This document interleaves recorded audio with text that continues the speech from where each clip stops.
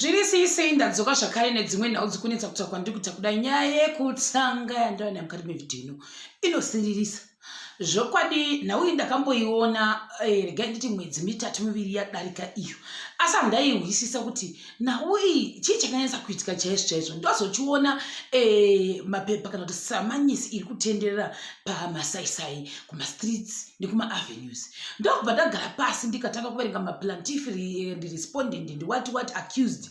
Ndobva ndanyatsohwisa kuti allright, murume uyu wanga achinzi handisi kuti izvozvi kuchiri kuramba achitandira vanhu veZTN here kana kuti kwete. Ini mazivira ndaita kamurume kana kuti munhu uyu inhau yekuti ndaimona achitaura pachivhitivhiti. He used to give nice presentations paaita ma-interviews, and I also noticed kuti he was the one who was always getting most of these interviews ekuita vanhu. Sikazi kuti zvinhu zveZTN zvoshanda sei, I have no idea. I don't also know kuti ZTN inooniwa nani, handiti.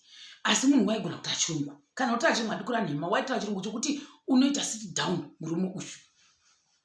Murume uno ndimuti Roberto, because nazoti kubata pamuchinji konzi wakataura zvakati ukaresva kutaura information. Saka nomuti Roberto wonzi uchine 40 years, kureva kuti kuda kushandira 41 years gore rino kana kuti wakatosvitsa gore rechitanga. Roberto wonzi zvakare mushandi weZTN, meaning kuti maybe he is not yet been fired or he is still associated nekunzi unoshanda kuZTN.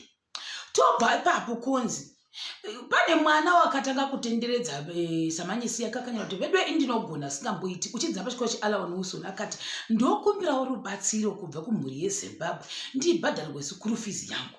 Nekuda kwaizvozvo mwana uyu wakazowanika chimwe munhu wakamutumira message kuWhatsApp akati aiwa indoda kukubatsira asi ndinoda kuverifya information first. Zvinhu zvoitika zvokuti kana munhu kuzhe kwenyika unogona kubatsira munhu kuti hazvisi coming, how do you know, kuda munhu unongotoone mari kana kuti fees asi pamwe ada ngodi kudla mari neimwe zhira.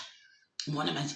Saka ndobva mudzimai uyu tomuti zita rake rinotanga rakaita seiroro zvakaizi kuti ndotitsungirirai wati aiwa sezvo ini ndinoda kuverifya kuti iwe uri munhu uri genuine here kana kuti uri here in real life of the realm of the spirit, uyezve kuti uri mwana wechikoro shuwa here. Chirega ndiita sei ndirifeye mumwe munhu kuti andibatsire kuti ndinge ndichazokubatsira pakubvisa school fees.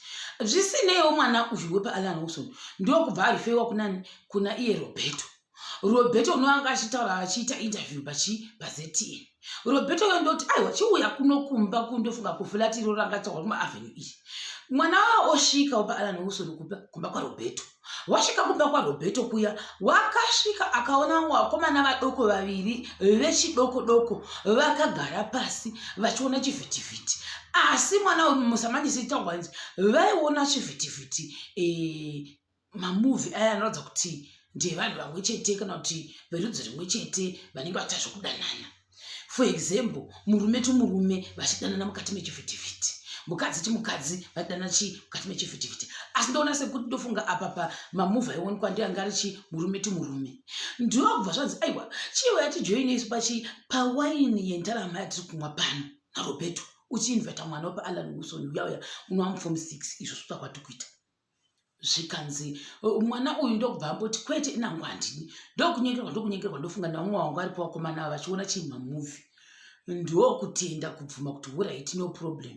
Ndokumwa waini iya kuda ukazoti mwana china notenga kasolite kuti ndizozo Roberto uno 40 years kuda ndoangaida kaso ndokubva atuma mwana uya kuti ndanotenga kasolite. Inova pamwe mhosva kuti mwana wekuda unenge uri under 18, hatizi kuti wakasvika 18 here kuti unga achibanikwa achifamba akabata kaso mushira. Ndokudzoka ndofunga nekaso iya wadzoka nekaso iya mba nguva dzakasvika pakuta 2300 tozana nchiverenga musamanyisi 2300 here munhu wakangogara paya. Ini kuti ndizive kuti Roberto paakanga adana mwana uya kumba kwangu kuti ndizoti aida kumuona zveshuwa here kana kuti wakasvika chigara kubva kwake kusvika 11 dzeusiku mwana musitudhendi uya nekuda kwei. Asi ndaziva kuti motive yaRoberto yakanga iri ipapo. Mwana yaya ane udoko wakati ndikangoinda kana ndangonzi uya chirega ndigare sezvo ndanzi ndaunoona munhu navakomatsungirirai vari kuzhe kwenyika. Saka kuda wanga akangombira mfunga kuti mari yeschool fees ibude kuti school fees yako chidzorwa unobhadharira handizivi. ndokubva chii uya inonzani uya Roberto uya wati iwe mwana iwe chibuda muno chinda unovata musi peya bedroom ikokoko mwana uya ndokuenda kundovata muya wakapfeka hembe dzake kuna mwana wangu katorwa nechawe kuti chichi kuitika sei ndavata kuno pane kuti adzokera mumba kwavo here kwaaigara kwaanga achigara kuchako chekwandisi kutanga chigaripi ndobva mwana yandovata kudaro akapfeka hembe dzake uyu Roberto unonzi wakazobuya mukati mebedroom yanga inani ine mwana kwauya muya hanzi Roberto ndokukurira hembe dzose murume kauyu wokurira hembe dzose zvikuitika kumaavheni kwacho kwaanga achigara uko wakurira hembe dzose ndobva avhunza kuti kweunogovata wakapfeka hembe dzose sinikuda kwe kubvunza mwana uyu musi46 uyu 40 year old teenager uchibvunza izvozvo kune mwana mudoko uyu ndokubva chii nikirikini uya mwana uya ati aiwa ini nangu handina kujaira zvokuvata ndakaita musumbunu ndojaira kucha sei kuvata ndakapfeka zvikanzi aiwa dai wadi wangosara kana nechikabudura mwana yandi kuda ndokukumbira hembe ndokusara nechikabudura Roberto uya kwakuita sei kwakuenda kune mwana uya kumbunyikidza kusvika mwana waridza mhere paya handichakwanisi kutaura zvimwe zvinhu asi zvokwadi mumakoti of law ndatsokudzana asi kuti zvimwe zvinhu zvavanotorwa whether you like it or not unofanira kutozviwa ende unofanira kutozvinyora zvotofanira kunge zviri papepa wakanyatsa kunyorwa sezvazviri nemo how it happened nekuchema kwaakanga aita kuti wakaridza mhere ndofunga paaridza mhere paya uyu ndokurega kuti zvaanga atoita apa mwana anga atobatwa atombunyikidziwa ndokubva achema kuya ndobva azovata here asiwa naRoberto uya Roberto uya ndinongwana makuseni kwangu tichirega kutaura zvinhu zvakaitika zvikumadekwizvo ini zvatotita pano ndokupa $20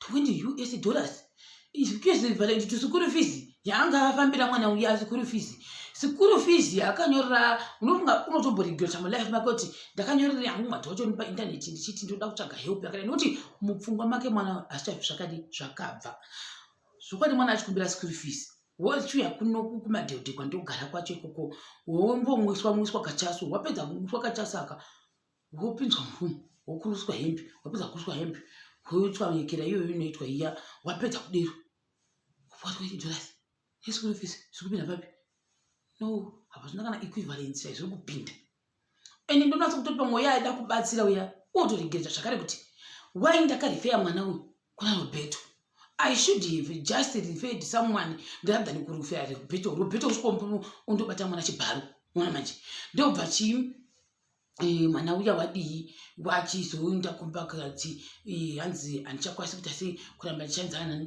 nemunhu kushu uya ndobva ati oraita zvina kushata ndobva pamwe munhu hanzi uri kuno kujoni uyu vakomasungira ivaya vapamwe munhu uri kuno kujoni kuti aiwa iwe chidi chibatsirana mufurengelani uya wanzi chibatsirana nemwana uyu uri papapa sezvo uya ati achisiri comfortable kushanda nauyu uya mwana uya ndobva akadii paakatizoudza nyaya yake yese yakaitika naRoberto kuna Franklin ndokubva agwadziwa vedu vemasitandukisa haasiriwo chaivo anga akanyorwa mumaplan D5 ini ndikisa nemusoro wangu kuti handiti zvokuzonzi wataura sitarisiro kana kuti wataura zvokunzi nikamutaura nezvo zvezvo ini ndiri munhu wenyama ndokona kupesanisa zvimwe zvinhu uya ngirikini Franklin wati aiwa kuna zvakadero tinomhangana kumapurisa mwana uyo paananoso ndokunde kunomhangana kumapurisa nyaya iya wamhangara kumapurisa nyaya iya mwana aende kutoita zvokunana chiremba kuti andotarisiwa adidi zvese zvakanga zvaitika kumbunyikidzwa kwangaitwa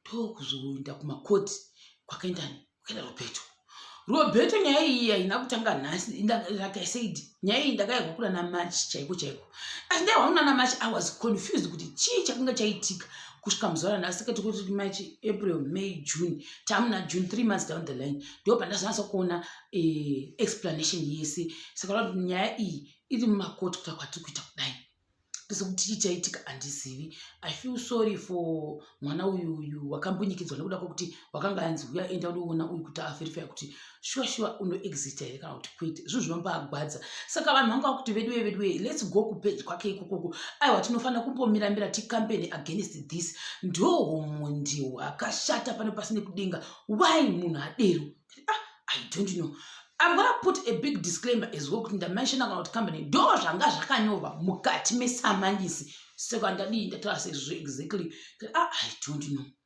I wish mwana we all the best adikura nhema and I feel sorry for him as well. Ndichakubata zvakare pachikamu chinotevera.